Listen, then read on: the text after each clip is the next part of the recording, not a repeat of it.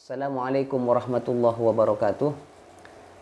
Teman-teman dan para sahabat-sahabat, mari kita belajar sejarah peradaban Islam kembali, membahas Daulah Bani Umayyah atau dinasti Bani Umayyah di timur. Karena dinasti Bani Umayyah ini ada kerajaan dinasti Bani Umayyah di timur yang pusatnya adalah di Syria. Kemudian juga ada dinasti Bani Umayyah kedua yang berpusat di barat, yaitu di Spanyol. Cikal bakal dinasti Bani Umayyah ini bermula ketika Ali bin Abi Thalib dibaiat sebagai khalifah, menggantikan kedudukan Khalifah Utsman bin Affan dari Khulafaur Rasyidin ini ya. Maka salah satu kebijakan awal Ali bin Abi Thalib ketika dia menjadi pemimpin, mengambil alih tanah-tanah dan kekayaan negara yang dibagi-bagikan oleh Utsman kepada keluarganya. Serta juga Ali bin Abi Thalib ini memecat gubernur-gubernur dan para pejabat pemerintahan yang diangkat oleh Utsman. Namun Muawiyah, gubernur Syria, menolak pemecatan tersebut, sekaligus tidak mau membait Ali sebagai khalifah. Dan bahkan Muawiyah ini membentuk sebuah kekuatan untuk menandingi kebijakan-kebijakan yang telah dilakukan. Setelah Ali bin Abi Thalib ini meninggal, maka rakyat segera membaiat Hasan bin Ali sebagai khalifah. Tapi karena Hasan ini melihat banyaknya perselisihan di antara sahabat-sahabatnya dan melihat pentingnya persahabatan umat kala itu, maka Hasan bin Ali menyerahkan kekuasaan pemerintahannya kepada Muawiyah bin Abi Sufyan. Itu terjadi pada bulan Rabiul Awal 41 Hijriah. Maka kejadian ini disebut Amul Jamaah ataupun tahun jamaah ya. Kenapa kok disebut dengan Amul Jamaah? Karena memang kaum muslimin kala itu sepakat menjadikan satu orang khalifah untuk menjadi pemimpin mereka, yaitu Muawiyah dari Bani Umayyah. Maka pada tahun 41 Hijriah, Muawiyah memasuki kota Kufa guna mengucapkan sumpah jabatan di hadapan dua putra Ali, yaitu Hasan bin Ali dan Husain bin Ali, yang juga disaksikan oleh seluruh rakyat kala itu. Kemudian masa kemajuan dinasti Bani Umayyah. Jadi kerajaan dinasti Bani Umayyah ini mencapai masa kemajuannya atau mencapai masa keemasannya. 90 tahun masa pemerintahannya dinasti Bani Umayyah memberikan kontribusi besar dalam perjalanan membangun peradaban Islam di dunia. Banyak hal perkembangan dan kemajuan Islam yang berhasil dirintis dan dicapai oleh dinasti Bani Umayyah. Salah satu dari kemajuan dinasti Bani Umayyah yang pertama adalah ekspansi wilayah yang sangat luas. Sejak menggeser pemerintahannya dari Madinah ke Damaskus, Bani Umayyah ini telah membangun sebuah imperium Arab yang baru. Dari kota inilah dinasti Bani Umayyah melanjutkan ekspansi kekuasaan Islam dan mengembangkan sentral pemerintahan yang kuat. Jadi ekspansi kekuasaan ini meluas, meliputi Spanyol, Afrika Utara, Syria, Palestina, Jazirah Arab, Irak, dan sebagian Asia Kecil. Kemudian juga serangan-serangan ke ibu kota Bizantium dan Konstantinopel itu dilakukan pada masa Abdul Malik. Maka perluasan wilayah mencapai di Bukhara, Khawarizm, Fergana, Samarkand, India, dan lain sebagainya. Pembenahan administrasi pemerintahan kala itu, Bani Umayyah membagi wilayah administrasi pemerintahan menjadi beberapa provinsi. Syria, Palestina, Kufa, Basra, yang meliputi juga Persia, Khurasan, Bahrain, Oman, dan Armenia, Hijaz, Karman, Afrika, Yaman, dan Arab Selatan. Ini juga pembagian wilayah yang dilakukan pada masa dinasti Bani Umayyah. Kemudian perkembangan ilmu pengetahuan. Jadi pada masa dinasti Bani Umayyah ini banyak tokoh-tokoh yang menggeluti ya di bidang ilmu pengetahuan. Perkembangan dan kemajuan ilmu pengetahuan ini mengalami kemajuan yang sangat pesat. Tidak hanya meliputi ilmu pengetahuan agama saja kala itu, tetapi juga ilmu pengetahuan umum seperti ilmu kedokteran, ilmu pasti, kemudian filsafat, astronomi, geografi, sejarah, bahasa, dan lain sebagainya.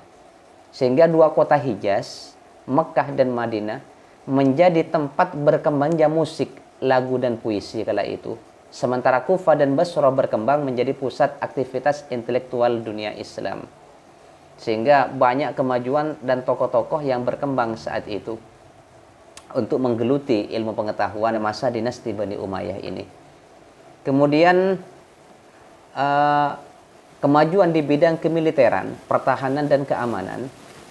Jadi berbeda pada masa sebelumnya, di mana prajurit-prajurit perang tersebut direkrut atas dasar teologis dan loyalitas yang tinggi kala itu. Memang mereka rata-rata tidak dibayar. Maka pada masa dinasti Bani Umayyah ini, kemiliteran ini dibuat secara profesional. Jadi para tentaranya diberi gaji, penghidupan yang layak. Selain berhasil membentuk kekuatan angkatan perang, maka salah satu perkembangan pada dinasti Bani Umayyah ini adalah antara lain dibuatnya pabrik kapal laut. Itu sudah dilakukan sejak dinasti Bani Umayyah. Untuk pertahanan dan keamanan dalam negeri dibentuk Departemen Kepolisian. Kemudian kemajuan di bidang peradilan, sebagaimana saat kekhalifahan sebelumnya, para hakim yang diangkat pada masa Bani Umayyah adalah orang-orang pilihan yang sangat taat kepada Allah dan juga adil dalam menetapkan sebuah keputusan-keputusan. Hakim ini sudah mulai dicatat. Peradilan dibagi menjadi tingkatan kala itu. Yang pertama adalah al-qadha. Al-qadha ini fungsinya peradilan yang menyelesaikan persoalan-persoalan yang berkaitan dengan agama. Jadi persoalan-persoalan yang berkaitan dengan agama ini diproses di peradilan al-qadha namanya ya. Yang kedua, al-hisbah. Al-Isbah ini fungsinya yaitu adalah untuk mengurusi masalah-masalah pidana, kriminalitas, akan diproses di Al-Hisbah. Yang ketiga, Al-Mazalim, yaitu lembaga tertinggi yang mengadili para pejabat tinggi dan hakim. Para pejabat, birokrat, politisi, maka akan diadili tatkala dia melanggar negara kala itu ya. Kemudian perkembangan pada masa Bani Umayyah di bidang arsitektur ini. Sebagai ikon dan simbol, seni arsitektur dan bangunan yang paling utama dan representatif dalam sebuah peradaban Islam adalah Masjid Umayyah yang berdiri megah, merupakan salah satu bangunan yang paling impresif di dunia Islam. Bahkan dianggap salah satu keajaiban dunia. Masjid yang dibangun kala itu sebagai simbol ikon dan simbol teologis keislaman.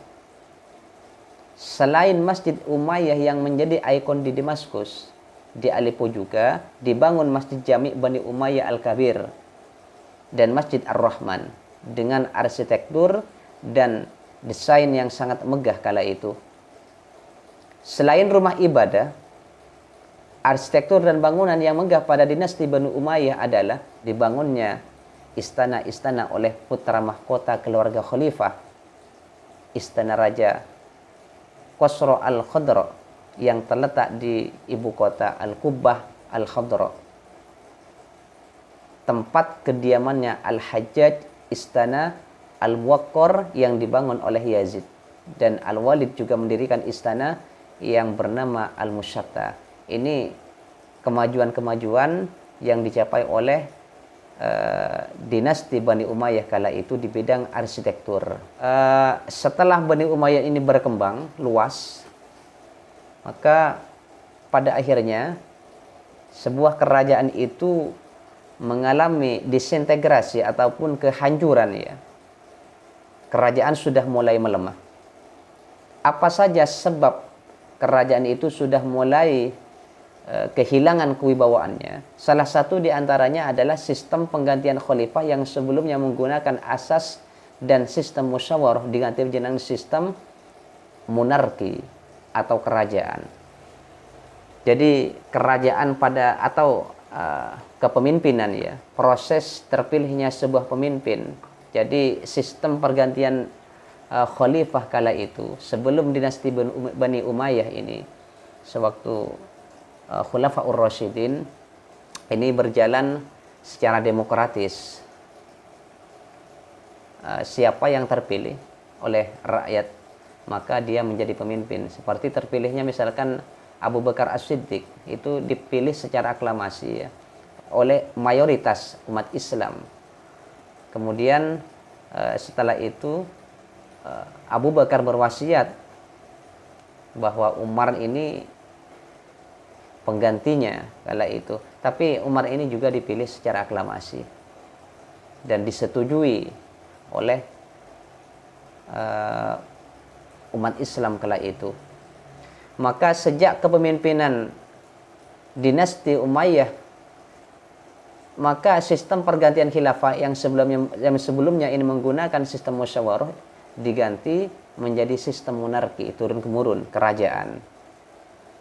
Sehingga membuat pesaing ini tidak sehat dalam merebutkan kepemimpinan kala itu.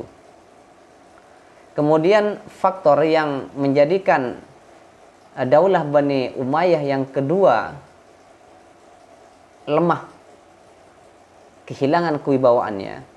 Latar belakang terbentuknya dinasti Bani Umayyah yang tidak terlepas dari konflik-konflik pada masa Ali bin Abi Thalib.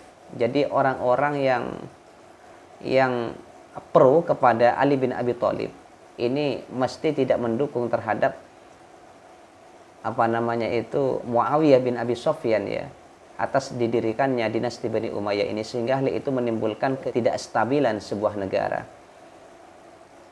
menimbulkan oposisi dari golongan Syiah dan Khawarij yang terus-menerus merongrong kekuasaan Bani Umayyah. Kemudian yang ketiga adalah adanya pertentangan etnis antara suku Arabia Utara, Bani Qais, dan Arabia Selatan, Bani Kalb, yang sudah ada sejak zaman sebelum Islam.